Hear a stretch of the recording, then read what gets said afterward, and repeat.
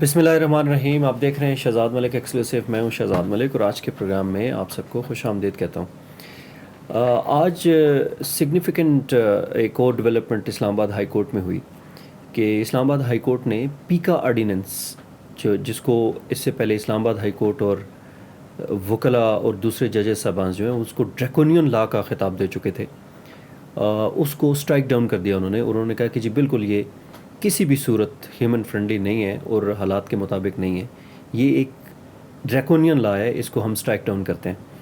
اس میں جیسا کہ آپ جانتے ہیں کہ editor in chief on line news agency اور ڈیلی جناب محسن جمیل بیگ صاحب کے اوپر ایک اسی ہیسٹ میں پرچہ دیا گیا تھا سیکشن 20 کے تحت، اور پرچہ لاہور میں ہوا اور ان کو اسلام آباد میں گرفتار کرنے کے لیے چھاپا مارا گیا.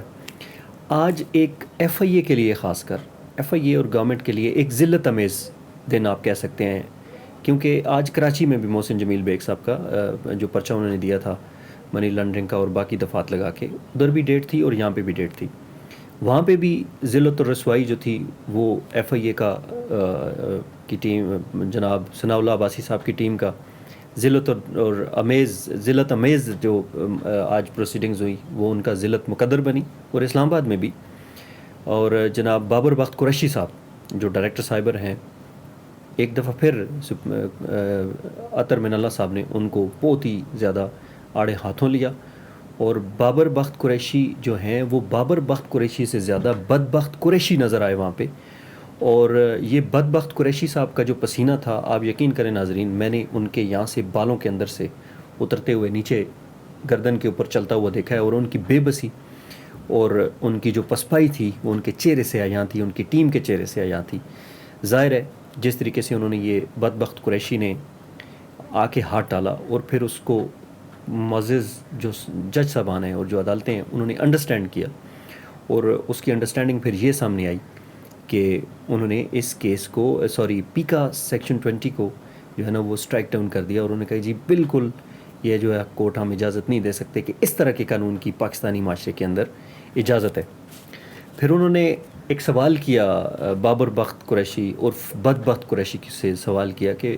عام آدمی کی جو شکایات ہیں ان کا آپ نے کیا کیا ہے؟ تو ان کا کوئی جواب نہیں تھا ان کے پاس، کیونکہ ہماری اطلاعات کے مطابق یا میری تحقیقات کے مطابق اب تک 1 لاکھ سے اوپر پورے پاکستان میں سائبر کرائم کے پاس جو اپلیکیشنز ہیں عام لوگوں کی پڑی ہوئی ہیں، لیکن کیونکہ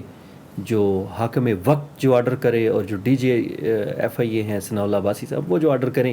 کام انہیں کا ہونا ہے، چاہے وہ قانون کے دائرے کے اندر آتا ہے یا نہیں آتا. اس کے بعد پھر انہوں نے عطر من اللہ صاحب نے بدبخت قریشی سے پوچھا کہ آپ مجھے یہ بتائیں کہ آپ بغیر ایف آئی آر کے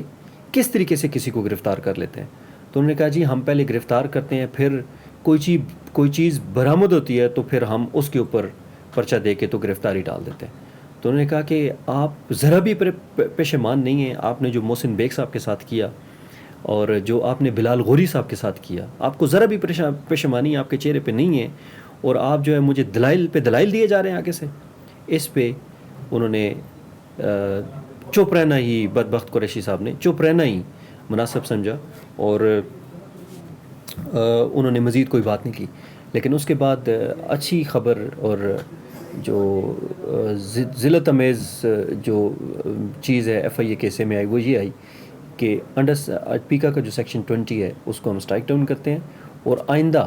کسی بھی طرح کسی بھی شخص کو یا کسی کے اوپر سیکشن 20 کے تحت ایف آئی آر یا پروسیڈنگز فردر نہیں کی جا سکتی. اور اس میں حوصلہ